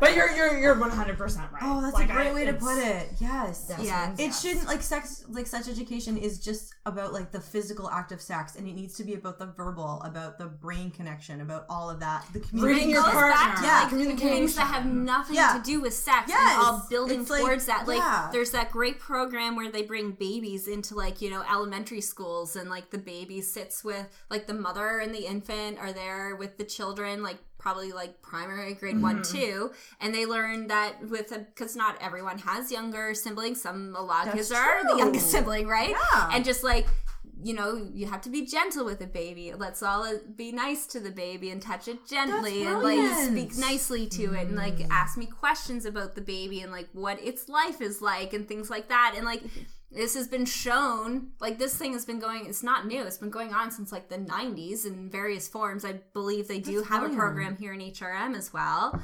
And like, it has been proven to increase empathy. Yeah. And like, that is the base of what needs to be built in all people, is like empathy for other people. We need that program for people. Penises and vaginas. This is a vagina. Be nice to it. Talk to the person that is surrounding the vagina. Like a human being. Because they matter more than the sex organ. They are the guardians of the vagina. I think too often in sex education, it's disembodied organs. And that's how people come to think of it, you know? Well, that's literally what it is. It's a picture. Yeah, it's just a picture of a vagina and a penis. And it's like, those are attached to human... Yeah, they are attached to human fucking beings with opinions about what happens with their penis and vagina. So can we please focus on that first and then move downward the body? Like, yeah, absolutely. Oh, yeah. Am I the only one here that, like, my sex ed class, like, they separated the boys and the girls into two different classes? It happened to me too. I think we had that too. Yeah, separated. I'm just like, that makes no sense. My entire sex ed was learning how to use, like, tampons and pads. Yeah, Girls were taught about menstruation. Yeah. I guess boys were talked Really about good. boners. Like, I don't know. Condoms. Maybe. I had really good sex ed, I think, like, which is odd because I was in a rural school in Nova Scotia in the I guess it would have been 90s by the time I was having sex ed. I bet your teacher got in early trouble 90s. later. Actually, my 6th grade teacher was a gay man, and he lived with his partner, but of course none of us knew that. It was all, I live with my brother. He only felt comfortable coming out to, like, particular parents. Yeah, absolutely. So, like, my mom knew, other people within her social circle knew at the time, and, like, no one had a problem with it. Totally. But, like, yeah, no, he had to live underground, basically, and, like, just to think, like, in my time, and, like, he was so uncomfortable. My mom told me later, he's like, he was so uncomfortable talking about sex. That's so precious. But he did it. That's probably why and, you had a good sex education. Yeah, and it was, like, very just kind of, like, matter of fact, and yeah, I don't know. I legit want to know what it's like now. I might actually be reaching out to some sex educators soon. You should. Because I'm very curious. Yeah. To see what is being taught right now and how, like, what the system is for I that. really hope it's changed. Yeah, I hope so really too. do. Fuck, wow. Yeah. But it starts with kids. Like, if I ever have kids, like, they're gonna be the ones in daycare using penis and vagina. Good. And also telling kids that Santa doesn't exist. Yeah! Dream crushers! Yes! But, like, I do not like the whole hoo-ha, hot dog, like, I hate it. using euphemisms. No, not like, cool. no. Wee-wee. Yeah. No, it's penis. Yeah.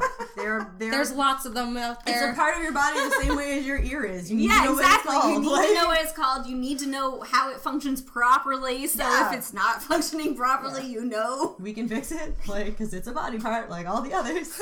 Yep. Exactly. I just hope that things get better, and I think it's very as important as the Harvey Weinsteins are and the Kevin Spaceys are for getting busted and dealt with.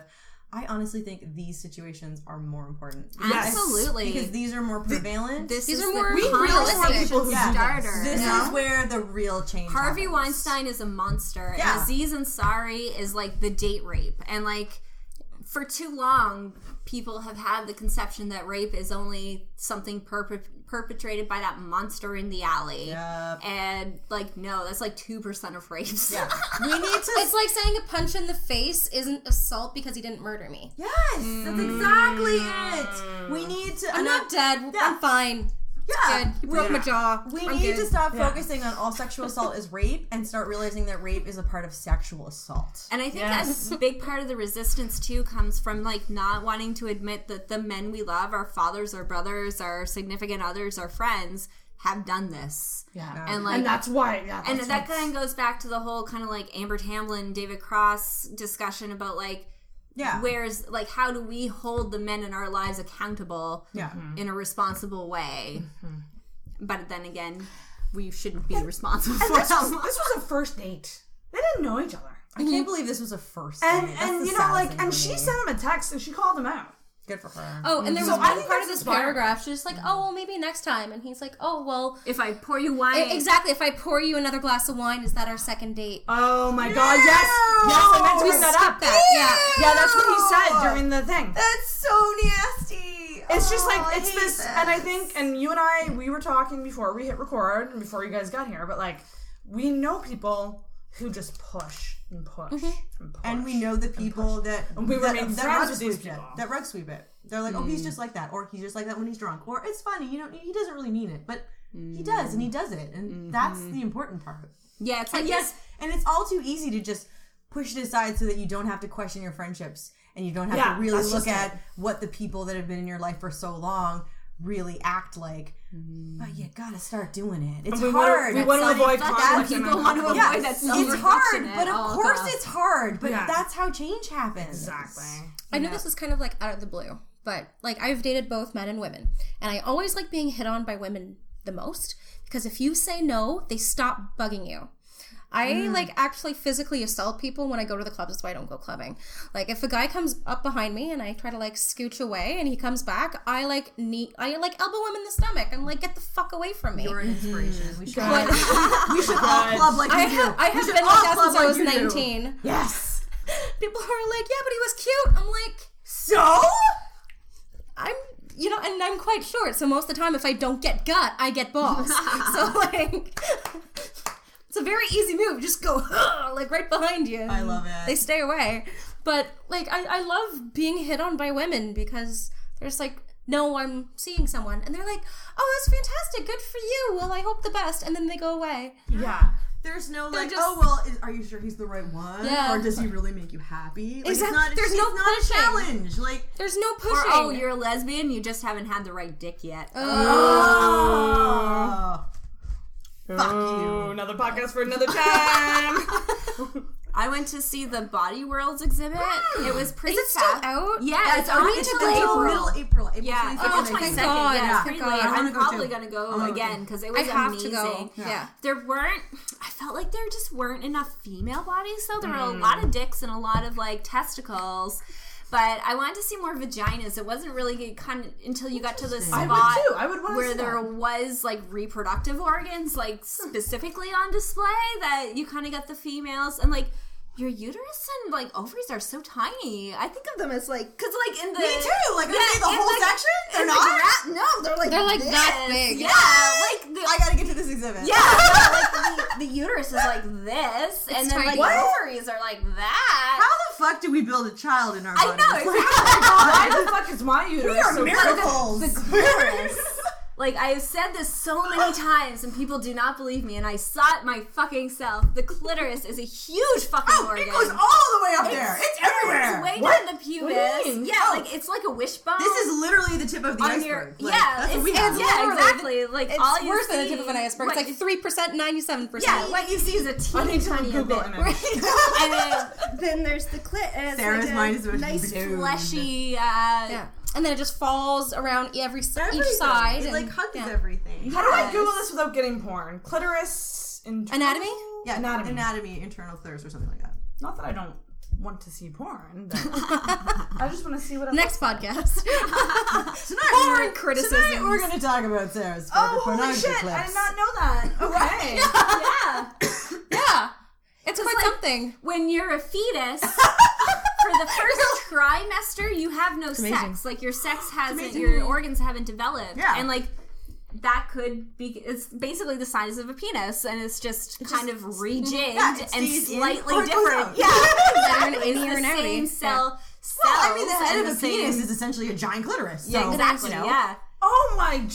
And a clitoris has like 10 times the number of nerve endings that the head of a penis has. Yep. So it's like 1 billion times more sensitive. Which is why after we've come, stop licking it. Oh my god! There's Seriously, nothing though. worse. Seriously. Or if I say it hurts, don't try harder. Yes. It fucking hurts. I think I killed Sarah. There's that point where you're just like, I'm overstimulated now. I'm done. I am such an overstimulated person. Like when I'm done, I'm like, don't touch Done. me. Oh yeah. I'm like, don't touch. Like Yeah. just stop. I came 6 times. That's enough. Thank you. Jesus Christ, 6. Yeah. Whew. You're lucky if one happens. Toys. It's the only way I've gotten Really? multiples is toys. I think my max is 3 still. That's a good max, though. I think That's three's not a good- bad. I think 3's a comfortable number. Yeah. Anything more than that, and they're just showing off. Oh no, I was with someone that was very into giving me as many orgasms as possible, but eventually I realized it was for his own scoreboard, not really Yeah, for exactly. my pleasure. Yeah. Whoa. After I mean, the they were first great, one, but I I find mean- like the next ones come like super easy, and then it's just like boom, done. Like The not. first is the most effort, the second is the hardest, and the third is really just kind of calming and nice. For me personally, generally. This went in listen to another this, my direction. On that note, we're gonna wrap it up. I think I saw that like. This is how we took like 4 hours. I want to thank you guys for coming back on. I ate a whole because- container of blueberries. Yes, we've been some of eating those. blueberries and drinking wine and grapes. Thank you, Carmen, for bringing the This snacks. was delicious. Oh my Great god, idea. Carmen. And healthy snacks too, which is very. My body is a temple. So pure. Mine's an You are the amusement guardian of the vagina. I didn't eat a hamburger for dinner. I had McDonald's. I want to thank you guys for coming back on because like Anytime. the S2 episode is still my most proud episode of the podcast, and I think if there's ever a subject like this, you guys are my go-to. Yes. So I hope you're down. S2 squad for life. We should really have a 50 Shades episode. Please don't don't forget to click the links that I put in the description and go check out Amanda's Facebook page. That's Fempop. Please. Because there's a lot of good stuff that comes with out an of that. ostrich. Go there. It's with awesome. an ostrich. Yes. I'm the ostrich girl, yeah. Do you have, is it just Facebook or do you have anything else with that? There is like a blog, but the links are on the Facebook to that, yeah. Perfect. So go check that fucking out, everyone. Yes. I will link to it as well in the description because it's, like I said, I get all my feminist information from Amanda. I don't even bother with anything else. Something happened today? Okay, Amanda's on it. Nice. I love it. So I yeah. appreciate that, yeah. So thanks, guys. Thank you. Thank you for hosting. Oh my Anytime. goodness, any friggin' time. I'm shocked that we were under 2 hours. By 10 minutes. We're getting better. I know. Condensed. No two-parters for Sarah. Not this time, motherfuckers. Although I don't mind doing the 2-parters. But anyways, guys, thanks so much. Yay. And good night. Good night. That's creepy.